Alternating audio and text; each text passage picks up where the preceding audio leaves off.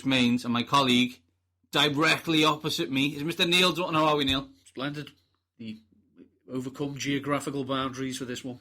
As we all know, usually I am in Great Yarmouth and Neil is in Liverpool. Well, he's in Rainford. It's basically Manchester. It's got a WA postcode. Wigan. Warrington. Even worse. Jeez, Warrington's not even a place. No. It's like a zone in between. It's like a border town between Liverpool and Manchester. Stuart McConey did say if there's ever civil war between Liverpool and Manchester, Warrington would be the unclaimed land. I think not no man's land, unclaimed. Unclaimed, indeed. I am at my parents' in Liverpool, so we decided to do this face to face, which makes a change. So now I get to see Dutton's ugly mug actually right next to me rather than through the computer screen. That does mean I have to wear pants. He is wearing pants. I can confirm he is wearing trousers. Pants. Did you know pants for some people is like underwear? Yeah. Because we call pants anything that's on your legs. Anything that's on your legs, right? Yeah. So I was like, I've got pants on, and people think that you're talking about boxies. Well, I've got them on as well. Well, I doubt so. The thought of you commando makes me violently ill. Oh my God. Anyway, this week, Dutton, Fairytales and Fantasy. Sports people. Get your minds out the gutter. Out the gutter. Not Dungeons and Dragons. Not Dungeons and Dragons followed by, I don't know, porn. It's all sports. So we are joined by the brilliant Rumford Johnny to talk daily fantasy sports to get us all in the mood for DraftKings, which is now in the UK and available to use and hopefully available to sponsor a podcast beginning with Mainz and Dutts sometime soon. Yep. So Rummy's going to talk us through daily fantasy, what we should do, what we shouldn't do, and then we may talk about the Patriots as well. It's like a little beginner's guide for DFS, primarily for the NFL. I mean, it is available for Premier League football, golf, mixed martial arts, if that's your thing. I have no idea how they do that mixed martial art. I haven't even looked at it. I think it is literally you just pick people who's going to win and who's going to win. So that'd be awesome. Can we do like daily fantasy WrestleMania? No. Okay. Fair enough. So this show we've got Rumford Johnny, and we're going to talk about fairy tales and sports. The NCAA basketball is on as we speak, and obviously Leicester won again today, and they are staring history directly in the face and spitting in its eye. Indeed. So we're going to talk some fairy tale stories in the world of sports. First of all, though, as always, we need to talk about weird worlds, and we need to get some of those weird stories into everyone's head. A couple of classics here, so let's do it. Okay. Is the headline done? Woman fights to keep her trained pet alligator. Meet Rambo, a gentle alligator whose Florida owner says he eats at the dinner table, sleeps in my bed, and follows me around like my dogs. But now his owner, 55-year-old Mary Thorne, is fighting to keep him since she was recently denied a permit for a £125 gator. This woman has a alligator, which, by the way, can ride a motorbike, quad bike. Legally? I don't know if it's legal. It looks crazy. She has it in her bed and wants to keep it, and it runs around with the dogs. Am I the only one who thinks that this alligator is playing the long game and will eventually get very hungry, eat all the dogs and the woman? I'm wondering that the dogs, it's like my dogs. Well, you've got a long memory, love, because the dogs have been eaten a long time ago.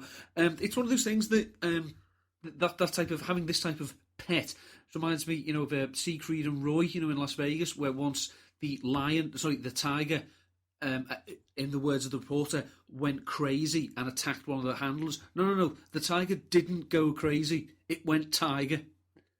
That's what they do. This gator is going to have a naked lunch moment where all of a sudden it's going to wake up one day and go, what the am I doing? Oh, I'm going to eat you. My favourite story on that is in Florida when you play golf. You get you drive around in buggies because it's a billion degrees, and they say stay away from the waters because obviously there may be gators in there. One day, someone saw one of the guys who I used to play golf with when I actually played golf. Saw a gator, ran into his buggy and sped off, thinking, "Whoa, what a lucky escape!" Gets into the 19th hole, having a drink, talking it through with his partner. We were lucky there. We had that buggy, aren't we? This random American guy comes over and says, "Just to let you know, guys, the buggy does 10 mile an hour. An alligator can do 15.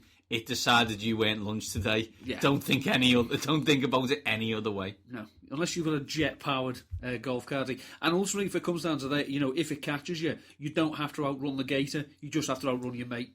You have to outrun your mate, Dutton. Correct. And once you've kicked into the ground, you've got a few seconds start on. So, in terms of Weird World for the next story, Dutton, it's a little different. It's not laugh out loud. It's more fear for your life. Carl's Jr. CEO wants to replace all human workers with robots.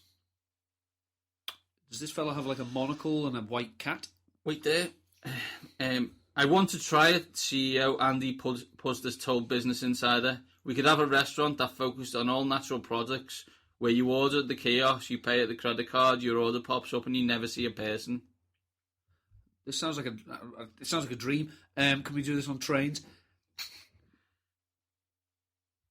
It seems like a good idea, apart from the fact I'm pretty sure this is how every movie related to where robots take over the planet begin, namely Terminator. Yeah. Has this fella ever heard of chaos theory? It's pretty much the central premise behind Jurassic Park. It's anything that can go wrong will go wrong. So I say, yeah, let's have these robots. They'll do our bidding for us. Yeah, but eventually, as with any slave or dominant species, they get pissed off doing it. It seems like a good idea in theory. Me and you are not fans of the general public. No. So the least interaction with the general public as possible would be preferable. So like in McDonald's now, you can press all the buttons on the like massive iPad, so to speak. But at least someone passes me the food. I'm not sure I don't want someone. I'm not sure I want robot. I don't want the Terminator giving me my food. I'm not interested in that in any way, shape, or form. No, because if the food was faulty or the machine was wrong, then I won't be back. These jokes are even worse face to face than they are via Skype. It's because there's no delay. There is no delay. It's just right in your face. If you've got any weird stories that you want to share with me and Dutz and you want me and Dutz to comment on or laugh at, easiest way to do it, at waxing_lyrical. It's a great Twitter handle. We try and use very it. Very catchy. It's shut up. Or at ndutton13 or at Mainzy7, and we will take those stories. If I can suggest the Huffington Post Weird World, it's absolutely magnificent. Or just follow Mike Freeman NFL. He gets at least 3 random Florida stories a day. We need to get Mike on. We do need to get Mike on. I just need to convince him that it's a good idea. So that was Weird World. And now, let's talk fantasy. Daily fantasy, indeed. Daily Fantasies reached our shores. We'll be sponsoring podcasts soon, hopefully. So we thought we'd get an expert, what I define as the king of daily fantasy sports, Rumford Johnny, to talk us through what to do, what to look out for, and how to win money. Let's get him on.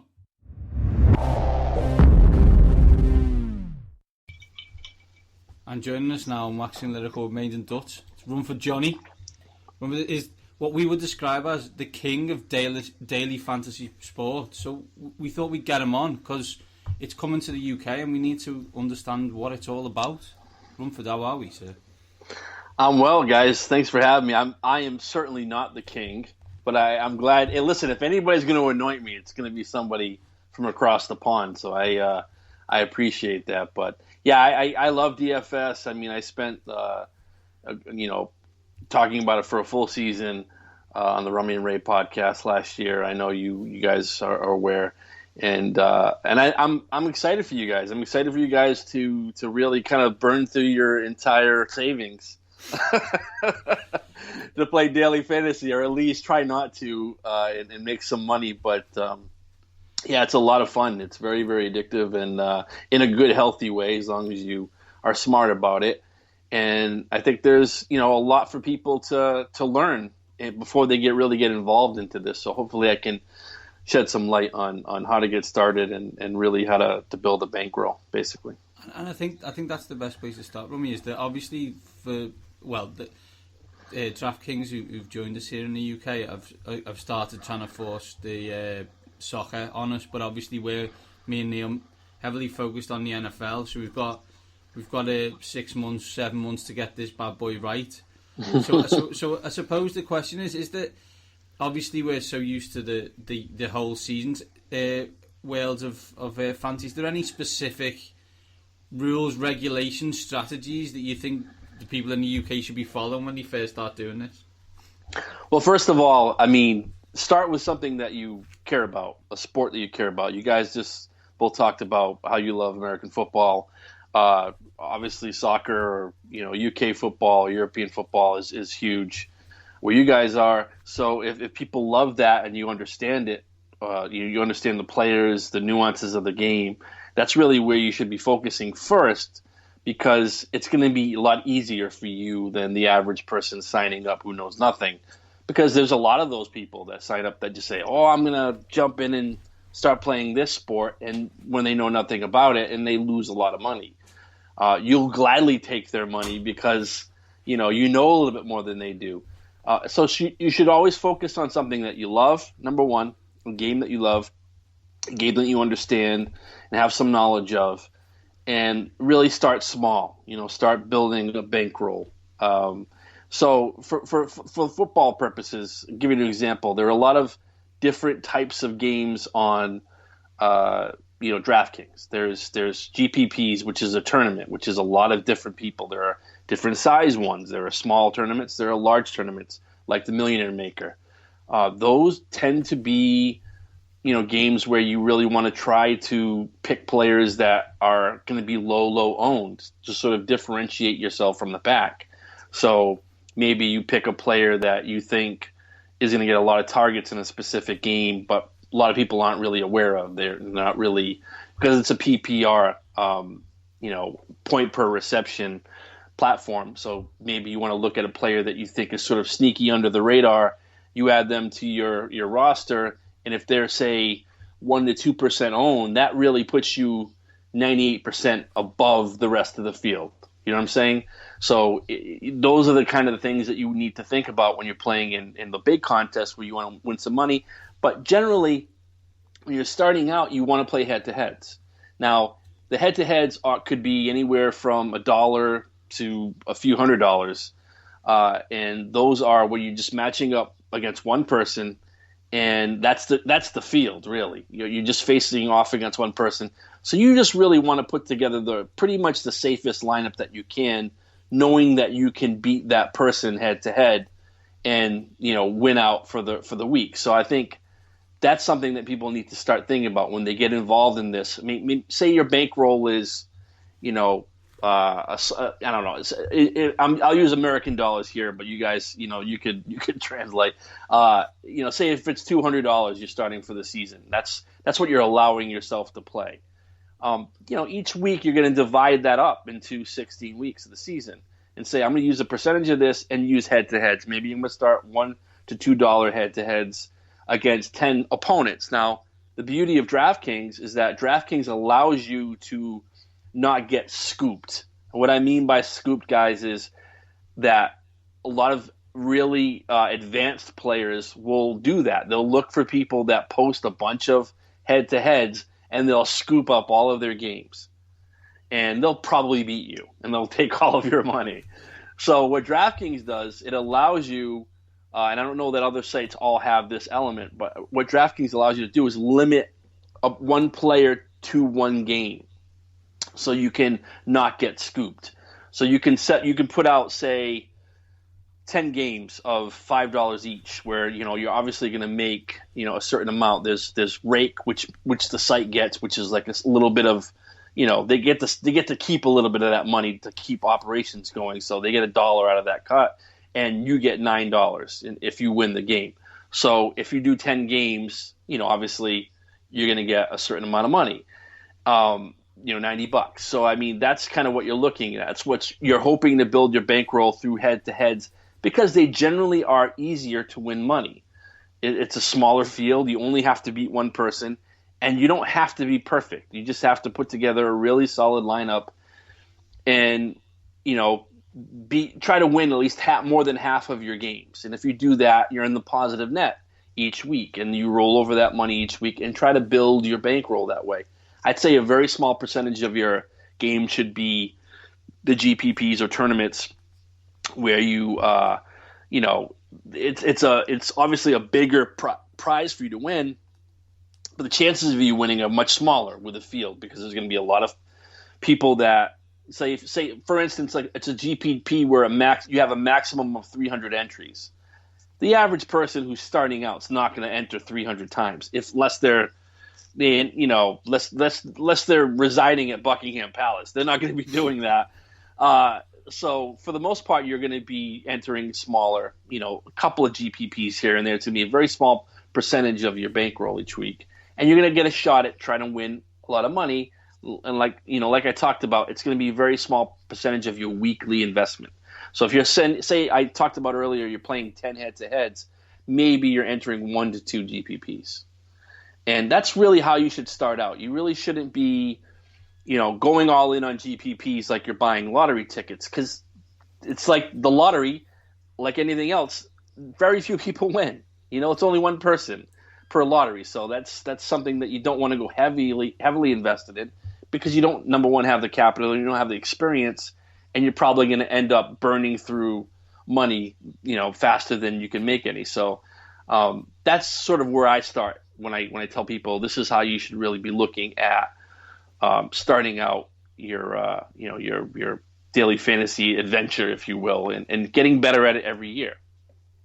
Is there a danger, Rummy, that if once you've head to head, obviously you're going to pick the players that you can afford. Obviously, there's some cap management situation. Mm-hmm. Is there a danger that if you move into the GPPs and the bigger money ones, that people can try and be too clever with contrarian plays, like they try and pick an entire entire roster that no one's picked? Yeah, well, yeah, obviously, if you're picking a GPP roster, you don't want to go all contrarian. I mean, the worst thing to do is say, well, I'm going to pick players that I think nobody else is going to pick. You generally want to pick 1 to 2 to maybe 3 different players that nobody's going to pick for a GPP, because that's the smart, sound thing to do. I mean, the reality is that most people on a given week, I think the beauty of what you guys are getting ready to do with the NFL season coming up is that, you're going to go into something completely fresh like everybody else. We know nothing right now. We don't know how this is going to work out. We don't know who's going to tear their ACL week 1. We don't know, what's going to happen, how an offense is going to look, because they change, new head coaches, new wrinkles, new offensive coordinators. We don't know exactly how things are going to look. So we all go in pretty much blind and just taking our chances, playing the best plays that we think from the previous year, the smart plays. Now, obviously you want to, in the GPP, have a good foundation of high-end players that you feel are pretty safe. A good percentage of them. If you get, X amount of players in your roster, 75% of them are going to be really smart, sound plays. You're going to differentiate a little bit because, there maybe say somebody plays Julio Jones, maybe you're going to play Odell Beckham instead. So you differentiate just slightly from them, but you're still going to play a lot of those players, to really build your roster. Now, where you get clever is maybe at tight end or maybe at quarterback. You play somebody that isn't, going to be highly played that week because they have a fantastic matchup. Maybe you play somebody that you think has some upside, and you play them and you think they're going to be low owned. Maybe that's where you differentiate. Same thing with your flex play. That's kind of where you're going to win. So, again, 2 to 3 players max. Beyond that, if you're getting like 5 or 6 real contrarian plays, you're not going to win anything. I think you're throwing darts into, there are arguments to be made that sometimes a specific game will be a great contrarian play because let's say 3 or 4 players on that roster can be great plays, and nobody's really going to play 3 or 4 guys from the same team. The quarterback, 2 wide receivers, and a running back. A lot of people don't do that. So sometimes that can be the contrarian play, but they all have to be good players. Players that you think are gonna, score fairly well and still help your team, but you can be contrarian that way rather than just saying, well, I'm going to pick all number 3 wide receivers and I'm going to pick this tight end who blocks all the time. Yeah, that's not going to help you. You're not going to score any points. So, you have to be smart with being contrarian. You have to look at matchups. You have to do your research. And now, research, there's tons of sites out there, a lot of American sites as well. There's this 4for4 football. There's DK Playbook that DraftKings does that you guys can check out. There's Fantasy Labs that Jonathan Bales and a bunch of other guys are running right now. There's a lot of podcasts out there that talk daily fantasy, Fantasy Insiders. They're all great resources. They're podcasts that you guys can listen to right now and subscribe to on iTunes and other platforms, and get some understanding of what to do before you actually play. I mean, everybody should be researching and understanding what they're doing, because just going in blindly and just picking a roster is fun, but those people generally don't win money. The people that come in and say, oh, I'm going to spend $10 on DraftKings and not knowing at all what I'm doing, you're going to blow through that money. Now, if that makes you happy because you get a buzz out of playing that, you probably have a problem anyway. You should go see somebody about some counseling or something. No, I'm kidding. But if that's all you're going for, just to play it because you like the thrill of playing it, then fine. But you can also get into big trouble doing that if you feel like, I was so close, I almost won, and you just go out and pick a different lineup, and the next week you increase your lineups, but you're not doing any research, any homework. You're going to lose money. And I think that's the biggest mistake anybody could make. I think there's so much out there. I've been doing this for a while now, and I still learn things. Pick up new ideas from other people. It's just so much to learn. And you guys are already, again, ahead of the pack because you understand the game. And if you do that research now, you're going to be able to sort of not be going in blind and losing money right away. We have a thing in this country with betting on like results of football, our football, and you can guarantee at least once a week there's always someone who was one result away from winning 10 grand or something. We call them bet liars because it's every week. It's if only Stenhouse Muir had. What are you betting on Stenhouse Muir for, mate? I don't even know. We don't even know who Stenhouse Muir are. But as you said, they're the guys who need to see cancelling Rummy, and that's something you guys probably don't have. There's probably a few body parts in Las Vegas from people who said that they were one bet away in the Sweet 16 from being able to pay Big Dave back, but unfortunately was unable to do so. The one question that I've got, last one on DFS, is we've heard stories of the bigger games with large numbers of entrants being filled with computer algorithms rather than teams. Is that true, or is that just kind of this myth to try and scare people off the old fantasy, the daily fantasy sites from a US point of view? No, well, here's the thing. It's the mistake for people to kind of fall into that mythology is that there's somebody that has computers lined up, all over their apartment, or better yet, they have some sort of slave labor people at computers, like going through different things and plugging in algorithms. That's not true at all. There are some people who have been very, very fortunate that have won some money in these that are able to play X amount of lineups. Like I said, they're what they're trying to do away with is eliminate a lot of the high volume, entrant, contests. Because, like I said, there are some that are 300 entrants maximum, and that's a lot, but it's still a small amount when you look at if somebody plays 300 entries. There's say 400,000 entries into a specific game. It's still a tiny amount. So I mean, when you think about it, it's still a drop in the bucket. But they take something that they plug into the site, something that they've created on their own that they can filter into a spreadsheet, and it will highlight certain things for them, and they'll look at those things and then input their own physical lineups by hand, which then gives them probably some advantage if they're right. I mean, if they hit their processes right, they're going to win money.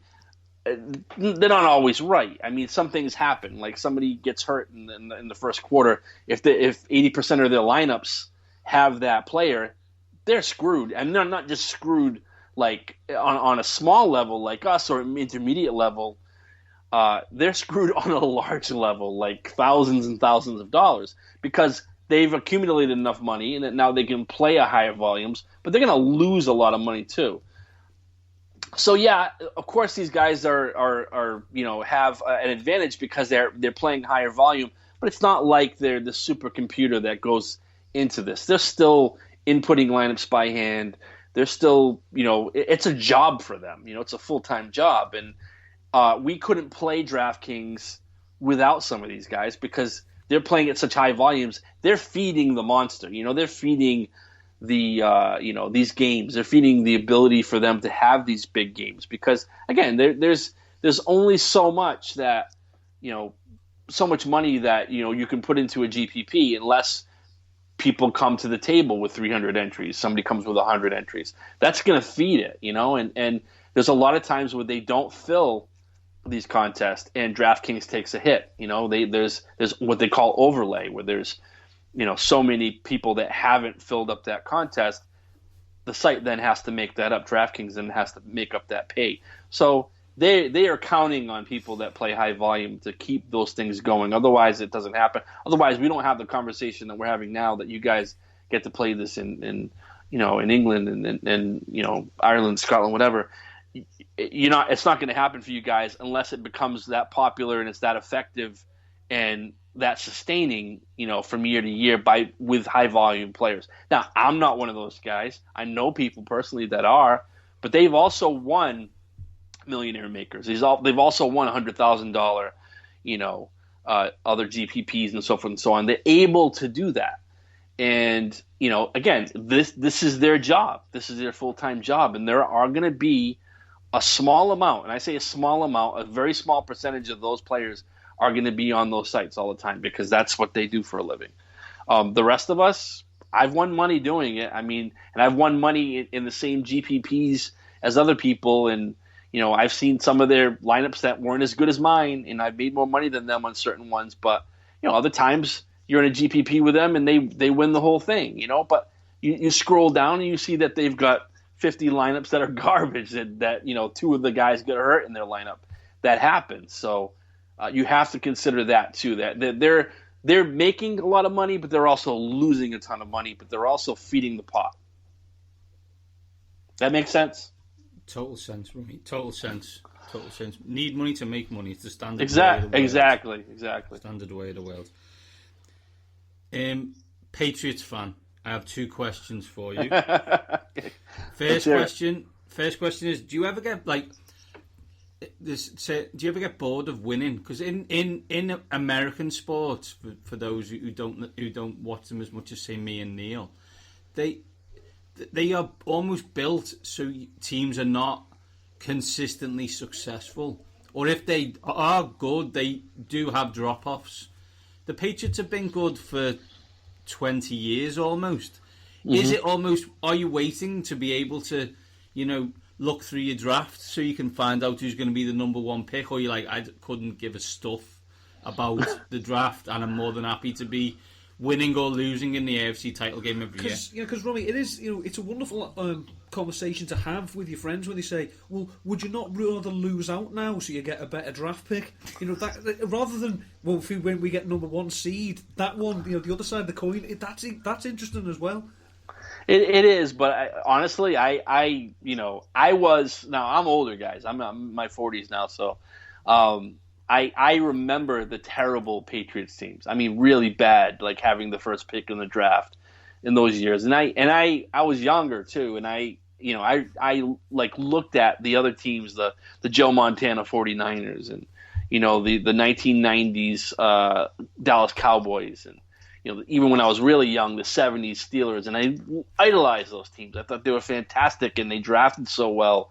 And they drafted well late, in the draft. Not just first-round picks, but they always got their seventh-round picks, undrafted free agents right, and they were so smart. And I'm like, God, I wish my team was like that, And I struggled for years and years, like die hard testing my loyalty of my team, and it sucked for a long time. And then when it finally did happen, I'm like, how can you ever get tired of this feeling of your team like going deep into the and granted too, you guys know as well, when the year goes on and gets late and into the winter, it's kind of drab, it's cold and bitter, and there's nothing like having your team late into the winter still out there, still winning. It's that something to really look forward to. And I never get tired of that feeling, and I never really get upset that they're not drafting. I'm pissed that Goodell took away a first round pick over deflated footballs. I think that's still absurd, but I don't care, because they went out and they made moves in free agency. Now they've got a bunch of they got a bunch of 6th round picks from I'm sorry, I'm losing my train of thought here. But they got some 2nd round picks. They got other picks too for losing players. I'm forgetting the word that I'm supposed to be remembering here, but anyway, compensatory. Thank you. They got they got tons of compensatory picks this year. They ended up getting another 2nd round pick when they traded Chandler Jones. They've got a lot of high potential players that were former 1st round picks via trade, and they could be a monster this year, and can challenge yet again and get to the Super Bowl. So I never get tired of that. I know you guys. If you, depending on who you root for, it's if that's where your rooting interest is. How do you get tired of it? I don't. It just sucks knowing that it's so hard to get to the Super Bowl and win that. That letdown is still stinks that it happens, and like, well, we got all this way, and then it's like when they beat Seattle and that one play, it's amazing. That feeling is just like, it's such elation, because the journey that took for them to get there and how hard it is to win in today's NFL and so forth and so on. So for me, it never gets old. I love it. I love the game of football. So again, I've sort of paid my dues as a long-suffering Patriots fan. The fact that they've won for this long now with under Belichick, keep it going. I don't know how much longer he'll do it. Probably another 3 or 4 years, maybe. But I'll savor every moment. Hopefully, we can get back to the Super Bowl again this year. But I'll never get tired of that. I'll be sad again in 5 years when Brady's gone and Belichick's gone and Jimmy Garoppolo's throwing interceptions all over the football field. So we'll see. I don't know, but for me right now, I'm pretty content. I'm a pretty happy camper, and I think the Pats were really, really close again to getting to the Super Bowl. I know everybody else in the football universe is sick of the Patriots, and they love to see them lose all the time, but I'm not one of those people. So. And that leads on to our final question, Rummy, so we can get you off. New England Patriots, New York Yankees, Duke basketball, Lakers Celtics, Manchester United Football Club. Everyone hates these people, and hates teams that they support. As you support them, do you thrive on it, or do you try and walk away from it? I really don't care. I encourage friendly, smart dialogue. I just don't like people that go back to the well of not making any sense about the topic. Just hating just for hate's sake is stupid. You could, if you rooting for the New York Jets, and I could see you hating the Patriots because they've stuck it to you so many times, and you really want to beat them, and there's part of that is a small degree of respect for how great they are, but also that they want to beat them. And so there's back and forth, and I've got a lot of friends who are Jets fans, and we rib each other back and forth all the time. But when the conversation sort of descends into well, you cheated, the Cheatriots, and Bill Belichick and all that stuff, come on. Really, go back and really read, number one, and look at the facts of everything that they've ever been accused of. There's nothing really concrete out there, so I kind of laugh at that, and I also laugh at the fact that the stuff that they've been accused of is so benign compared to the fact that there are NFL players out there taking HGH and steroids and taking drugs when they shouldn't be because they're not legal under the auspice of the NFL, and just dirty players who hit people late and all that. And there's plenty of teams like that. I don't see that with my team. The team that I root for is does everything the right way. I mean, they go right down the line. They play a really strong football game. They always reinvent themselves. And I think that the teams that you just mentioned too are all pretty much similar in that vein. That they've done things so well for so long that people are going to hate them. Nobody loves a winner in this country. Not in my country anyway. I mean, they love a winner for a short time and then they get sick of you. And that's why we have term limits and everything else in politics, because nobody wants anybody around for too long, because they suddenly realize that they don't like you anymore and they want somebody else to be in power. So that's kind of how it is. And I don't know. I just kind of laugh at it because I just know better. I know, like, every year at this time we're talking about free agency, we're talking about the draft, and the first week of free agency, the first couple of days, 48 hours of free agency, everybody's jumping up off. They're lining up on bridges to jump off because why are the Patriots going crazy after Matt Forte or whatever? Because they never do that. They've never done that. And we all forget. It's like Groundhog Day. We need to remember that they have a process. They identify value, and then they go after that value. And it's exactly what Belichick did. And he did it so far so good. I thought so far their free agency period has been fantastic. So I feel like they go into the draft this year, it's all, it's icing on the cake, because they don't really have to go after a lot of certain, players. They can just take the value that comes to them, and they're going to be pretty stacked, I think. So I'm excited about that. And, people shouldn't be mad at greatness, kind of enjoy greatness, enjoy, we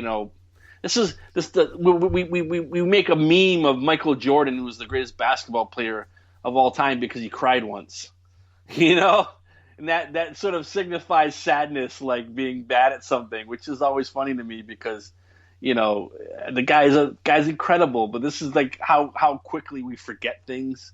We glom on to a moment of weakness, a guy laying down in the end zone after he drops a touchdown. Oh, and let's make that into a meme too. It's like, whatever. You can just forget about all the great things that person has done for their career, and just jump on the bad stuff. We got to accentuate the positive and enjoy the game as a whole. And I love it, man. It's my favorite sport. I played it when I was small, and aside from boxing and some other contact sports, I just love it from top to bottom. So. I mean, the one big thing that Belichick could do, obviously, we don't want to keep it too long. One big thing he could do to really, really help, his image, is get his son to cut his hair.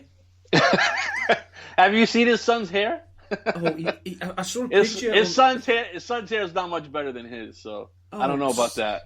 It looked like I didn't know whether it was a picture of a local homeless man or the Patriots' new safeties coach. I seriously was like, that's seriously. Yeah, and it's I mean, and from what I hear, I mean, I always you have to emphasize the fact that it is his son. So I mean, but Belichick learned from his dad, Steve Belichick, who actually named his son after, and his dad was very, very just had a high football IQ. So he learned from his dad, and now he's imparting that wisdom to his son. And everybody that I've talked to says that they love the kid, and he does. He looks like a homeless 20-year-old, and that's kind of he's a young man, so it's sort of it's kind of interesting. But he's very, very smart. The guys love him on the team. They think he's going to be a superstar in a few years, and that potentially he could be another guy that's in line for a head coaching job. And he's way ahead of the curve right now because he's still very young. But the apple doesn't fall very far from the tree. He's definitely has that gene.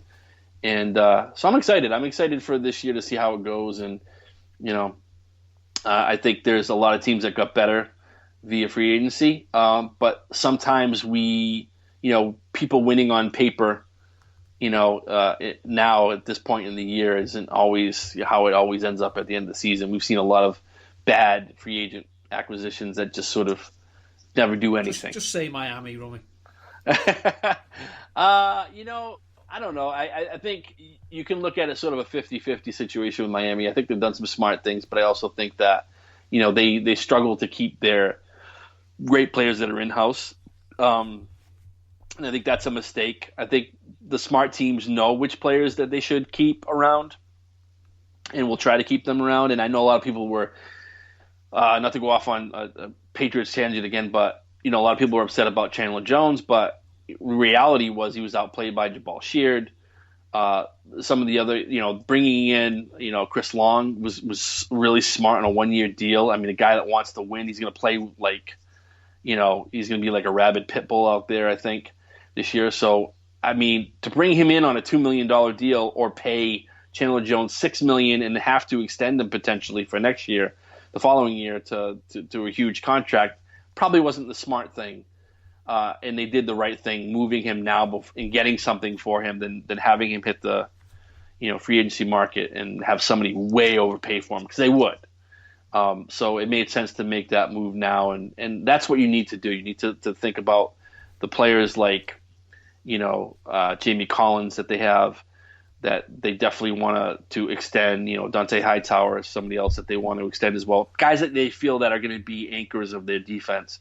They want to pay those guys now, extend them, and not worry about those positions for 4 or 5 years at least. And, that's probably what's going to happen. That's probably where that money is going to end up going, because they've done all smart, low risk, low money in terms of what they're paying veteran signings. And I think all of those guys are going to help this team out. Some might not. So some might get cut and they might not catch on.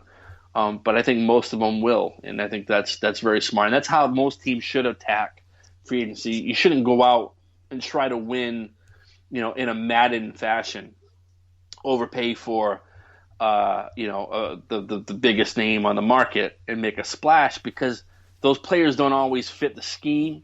They generally always, initially start out slow. And you've invested all this money. And then when you lose, that player that's expecting to make a lot of money but also win is now disgruntled and wants to, upset the apple cart. Dominican Sue's one example. I mean, already talking about changing things, and he got people fired. So that's not what you want to do. You want to look at players, bring them in that fit your scheme, that your system, that really are motivated to win.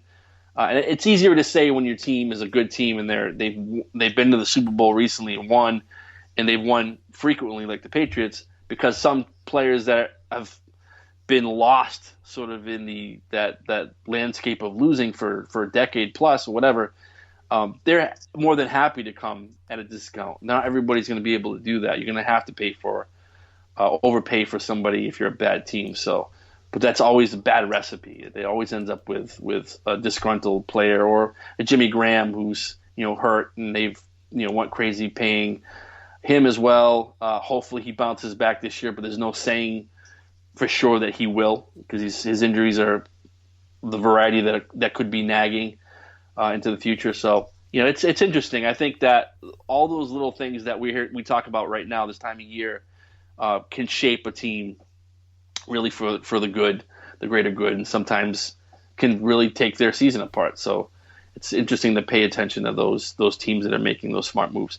And anybody that's like looking now to this second wave of free agency, picking up other players, are probably going to make smarter moves, because they know that the price comes down, people are eager to sign, and they're eager to show that they're worth another extension. So there'll be a lot of players, I believe, in this next wave that get signed for 2-year contracts, and at a discount, and that, hopefully will play because they know that they're going to want to get signed again somewhere, and they'll play really hard, and it's a short-term deal. And those are the kind of deals that you really want to make if you're a general manager, because you definitely want motivated players that are coming in, not paying a guy 6 years, $50 million guaranteed, because he knows he doesn't have to do anything. He knows he's already got his money up front, and he can completely take place off if they want to. We've seen that time and time and time again. So, Rummy, thank you very much for your time. We know it's Saturday day, drifting into night where you are. it's actually Yeah, it's actually afternoon here, but I had I got a few errands I got to run. But I'm so happy to talk to you guys. I'm sorry that I could not jog my old man brain to think of the word compensatory. Shame on me, but it happens from time to time. I gotta smack myself in the head. It's like an old jukebox. I have to make the music play once in a while. But no, it's great talking to you guys. I really appreciate your passion for the game. I mean, that's really what's great for me is that connecting with people like yourselves, in other countries that enjoy our game and are excited about it. I think you guys are going to get a team eventually. I don't know when, but I think it's going to happen. I think especially if Roger Goodell's in power, it's definitely going to happen. So it should be a lot of fun. Hopefully in a few years we'll be talking about a team that you guys are going to games regularly and checking out. So cheers for your time, sir. You're welcome. Thanks, guys. That was the brilliant Rumford Johnny. That man is a professional talker. For someone who told us that he could only come on the show for 30 minutes, we were 5 minutes late, and then he was still talking 40 minutes after. That's a pro. That's a pro. That's a guy who has a lot of knowledge to impart and is going to make damn sure he gets it off his windpipes. And he isn't. I like a man who's not afraid to say my team is better than your team, and I'm not embarrassed by it in any way, shape, or form. Although he's one of them, which I always like. Like my dad's one of them from a Manchester United angle. Maybe not as much now because they're rubbish. It's hilarious, but he was unabashedly not ashamed of how good his team were during the 90s because he was around when they weren't very good. Yeah. No one's interested in you living in Liverpool in 1977, Dad. Literally not. No. Not bothered. So you live it's 1994. So shut the F up and stop cheering on Manchester United from in my house. Okay, it's your house. You pay for it. Stop these winning things you keep doing. Although he's not happy at the moment. He's literally not happy with his team. I am literally couldn't be less arsed. It's hilarious. Like as people are aware that Liverpool played Man U during the week and we drew 1-1 at Old Trafford, or we drew 1-0 with David De Gea. And there was a classic scenario of getting drawn with Dortmund on the Friday, and me texting Dad and saying, "Well, I suppose you can't get an easy draw every game." Dads aren't really supposed to swear at you via text, are they? No, they should have the decency to ring you up and do it. Yeah, he just texts me. So Dalton, bringing it back to soccer, footy, as we like to call it, there is an unbelievable, and it is really an unbelievable story going on right now in the Premier League with Leicester City. In the past, teams who we don't think of as quote-unquote big clubs have won the league, but it was a different world. Nottingham Forest, Derby, Everton, they all won the league. I hope Gibbo listens. Green does, so Green will love that one. Gibbo, there's no chance Gibbo listens.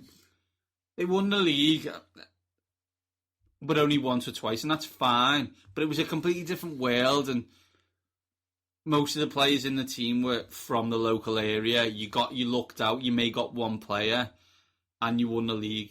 This multinational business now, not really sport, has somehow allowed a team who spent no money really, like in the grand scheme of things, got a retread of a manager who was excellent at Chelsea, but his last job was being chucked out of Greece for being unable to win a game. There's places in Greece I've been chucked out of, but I've never been asked to leave the country. No, agree with both of those statements. And they are now literally 8 games away from winning the league, basically 6 victories from winning the league. Talking about Leicester, by the way. Leicester City. You didn't say it. Leicester City Football Club. First of all, Dutton, most people are in the romance of Leicester City. Tell us why you're not. Leicester City were relegated from the Premier League. I believe it was 2000 or 2001. Probably might have been a bit later. But because of the way their club was run, the financial situation was so dire, they had to go into administration. This basically is the football equivalent of calling in the official receivers. Because of the way that the receivers restructured their debts, they didn't have to sell any of their players, nor did they have to cease the dream of having a brand new stadium built for them. So because they basically went down with a Premier League squad with a new Premier League stadium, they then won the league the next year and went straight back up. The FA then made it incredibly hard for teams to go into administration, even if they needed it, and would say, okay, if you can go into administration, we're going to dock your points. So because they fiddled the rules, or they played within the rules designed to help teams, they closed that little window, made it hard for teams. Some teams probably would have gone out of business by now, and probably should have done. But they possibly could have signed the death sentence for these teams, and I despise them for it. If we look at them this year, they're excellent. And do you think there's a team that can stop the fairy tale of Leicester winning the league? No, because the teams that should, the little boat that could, won't. Because I've seen nothing. I don't watch it as religiously as I used to in my youth. Obviously, as footballers, I've seen it as the cheap whore that I lost my virginity with, as opposed to other sports that I've settled down with over the years. What makes people think that they'll come good now? No, you've had 30 games. You've not been good. You've been inconsistent. Arsenal, you've done your oft-repeated, now perfected routine of pooing your pants as soon as the year turns round. They're not doing nothing flashy. They're winning games 1-0. They're winning games. They'll win the league. Best league in the world? No, it isn't. It's the most entertaining. It's the most open. But if this was the best league in the world, Leicester City do not win it. True. I mean, it's nice and it's good for a change, and it's fun and whatever. But I support one of the teams who's supposed to win the league, although they haven't in a very, very long time. I'm comfortable with that. So it always strikes me as weird that certain teams would be like, "Oh, wouldn't it be nice for Leicester to win?" No, really, no. I'd much rather prefer if my team won the league. Yeah. Thanks, though. Parity, as our friend Dave Damashek says, parity equals mediocrity. Yeah, I mean, I don't expect it to be a continuing thing, although there will be additional money in the Prem. I see it as a one-off, and I fully expect that Manchester City, Manchester United, Arsenal, Chelsea, Liverpool, Tottenham to be in the same positions back where they should be next week. The best thing is, though, that the advisor to UEFA, I think he came from American sports, he said that if Man United didn't qualify for the Champions League, which now of course looks very unlikely, and Leicester did, either by winning the league or finishing the top four, Man United should have a Champions League spot ahead of Leicester due to the history and what they've done to build the Champions League reputation-wise. So what he's saying is, league position doesn't matter. Let's go to an American style of no relegation. Let's, no, you get in every year. You're the top seed every year, even though you haven't won anything.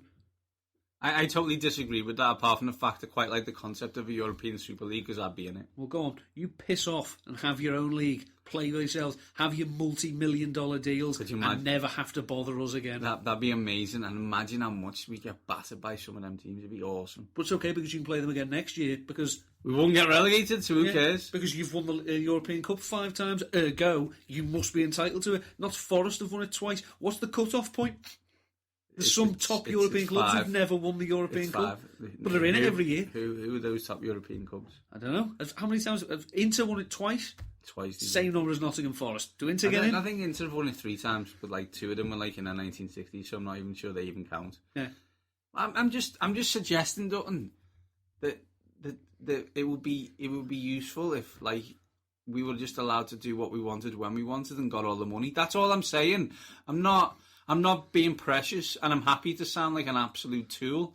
But at this point, I don't particularly care, because that's someone else's problem. Because I'll be playing Barcelona every year, and getting £1 billion. Remember what I was saying about revenue sharing in the Scottish football? It used to be that gate receipts were split 50-50 between the home team and the away team. In the late 70s, early 80s, it was changed so that the home team kept 100% of it. People wonder why Celtic and Rangers then dominated Scottish football for the next 30 years, because they had the biggest stadiums. Ergo, they got more gate receipts coming in. They could buy the better players. It's just market economics, Dutton. Yeah. If you don't like it, go and watch NFL, where they all share the money and everyone gets to give Jacksonville 300 million quid when they don't deserve it, because they're a spot on the end of Florida. No need for the shot at Jacksonville when teams like Cleveland and Tennessee are sitting there Cleveland's- waiting to be mocked. I mean, Cleveland and Tennessee are actually, cities. Maybe Cleveland is. Tennessee is a music state, shop, isn't it? and it's a state. But like at least I'm just Jacksonville's like. So name me the biggest cities in Florida.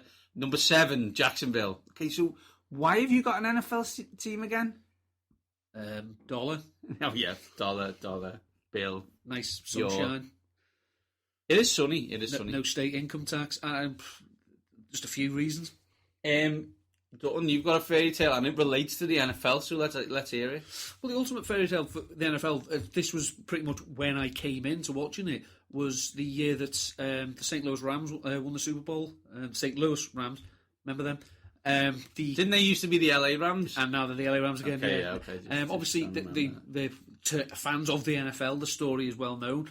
Kurt Warner has basically come from NFL Europe, the Arena League, stacking shelves in Safeway, to basically starting being the starting quarterback, MVP of the league, and the Super Bowl.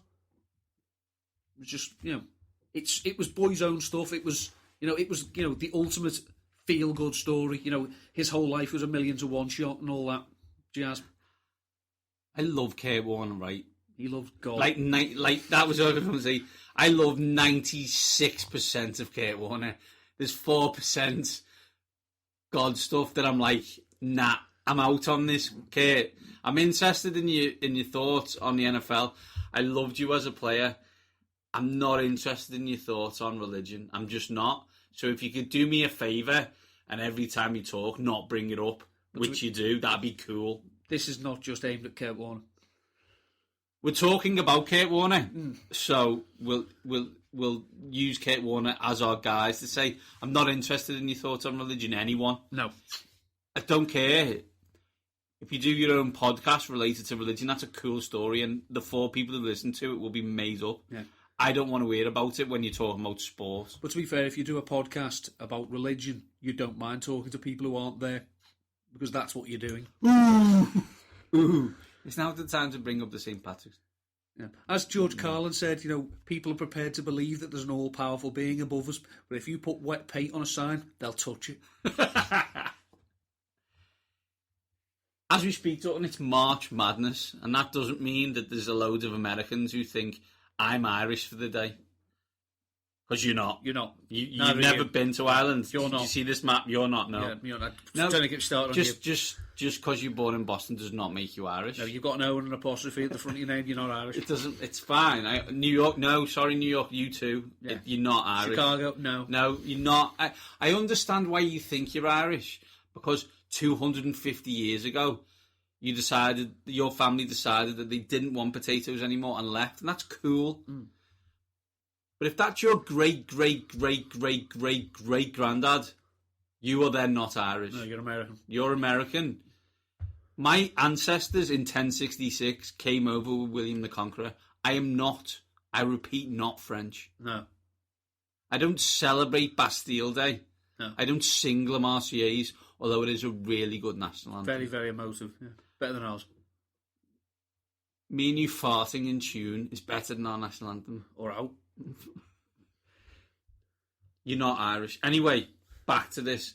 March Madness is actually a basketball parlance for the NCAA tournament. For those who are not aware, college basketball at the end of their season pick the best 64. They actually don't. They pick 68 now.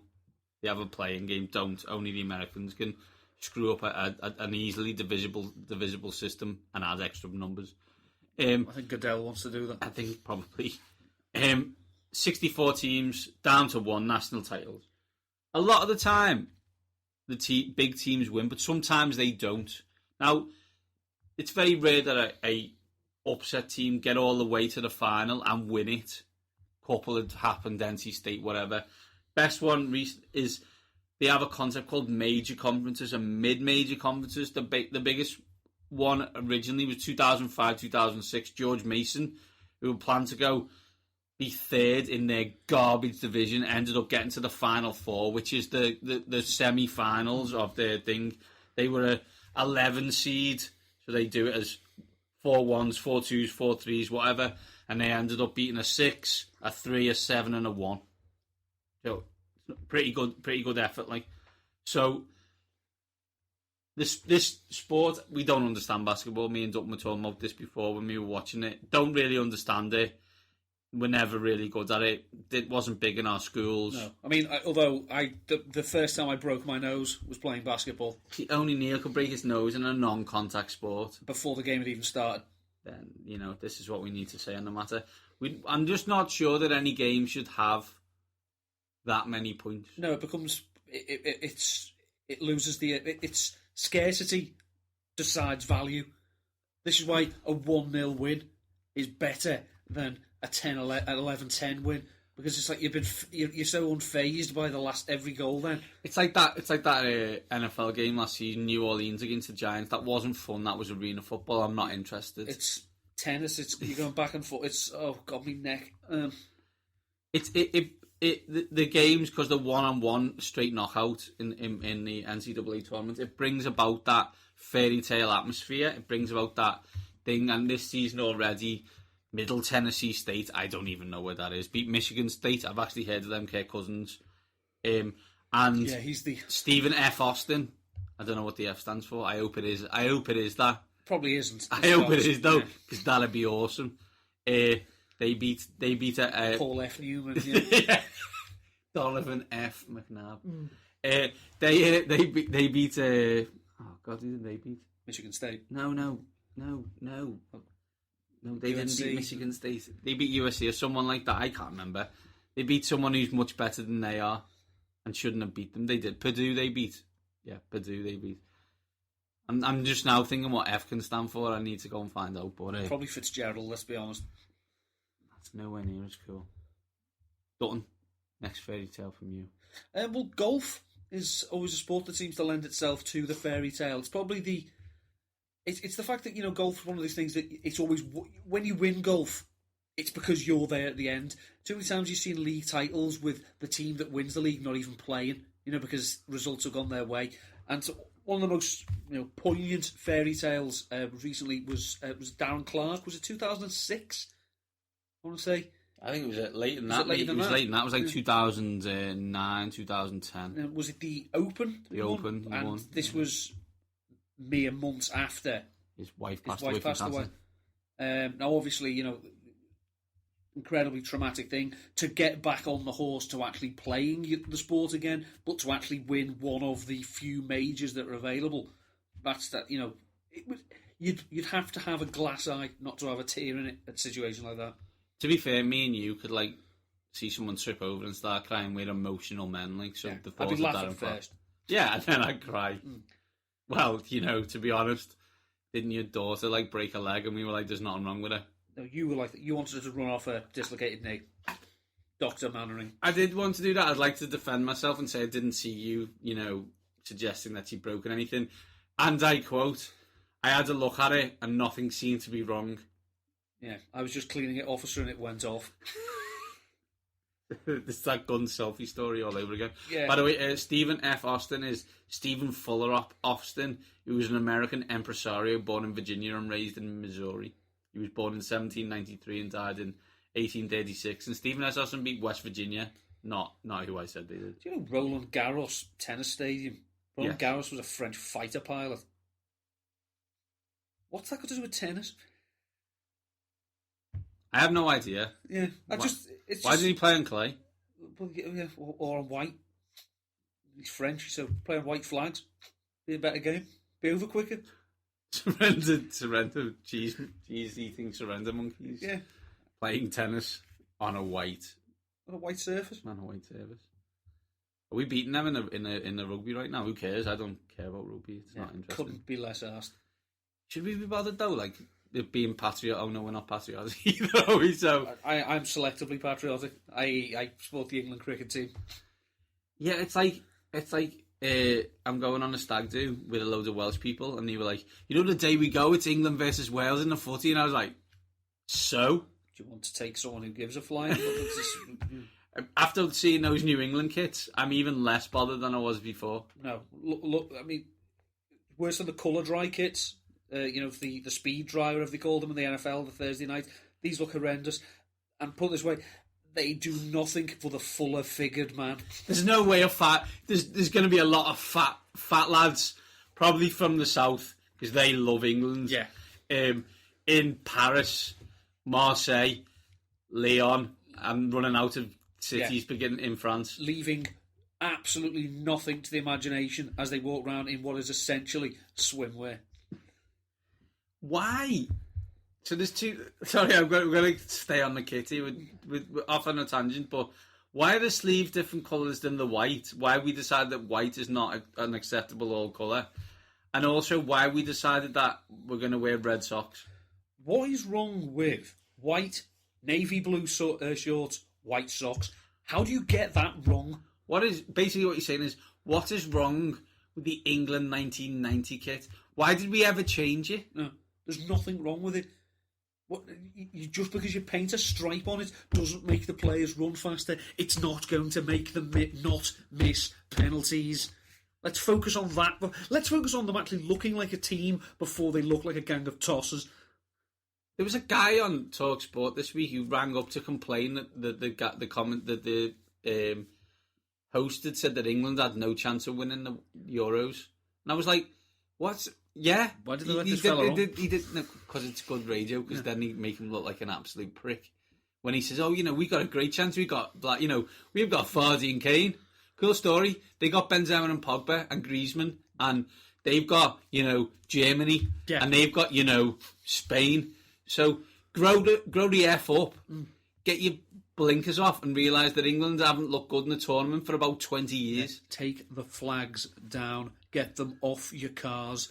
Do not go out drinking when you don't. All day, go out, get drunk, and then get angry and violent when England inevitably crash and burn. On Don't penalties. Do it. Yeah, on pens. Probably to some team that, I'm going to stick my neck out here, is better at football than us. When you're a top 10 world team, you end up coming 10th in major tournaments. It's basic math. Yeah. And there's a reason, if you're in the top 10, well, who else in the top 10 talks about being in the top 10? No one. Do you know why? They don't give a They don't. So as you can tell, Fairytales, don't be looking for them at Euro 2016. No, not going to happen. Although I do like watching those tournaments. I just hate watching England. I'd much prefer England to be out because the games are much more exciting. Yeah. Although I don't care anymore. I used to care. We used to care. Oh, yeah. There used to be 15 of us round at a house watching England and actually caring that England were getting beat. Yeah. And now I couldn't care less. No, I'd rather watch Germany. And people think it's because we're Scousers, and maybe it is, but it's just I just don't care about England. No, I find it very hard to motivate myself about a team where most of the players can't motivate themselves to be playing. It's not the pinnacle of their career to be able to represent their country in a World Cup, so why should I care? Yeah, it's not. I don't think it is. I think you're right, Dutton. I think you're right. So, Dutton, big show, long show. Looking forward to editing this bad boy. We've done Fantasy and Fairytales. I really wish it was exciting listening to it as that title sounds. I'm hoping to get a lot of listeners who are like, "Oh, Fantasy and Fairytales." If we haven't satisfied, then I can recommend Pornhub or Brazzers maybe. I, for one, have no idea what those websites are. No. So I don't know who you're talking to. You can't even pronounce it. You're pornography, or is it? Exactly, Neil, exactly. Pornography. Well, this has been Waxing Lyrical with Mainz and Dutts. Get used to it.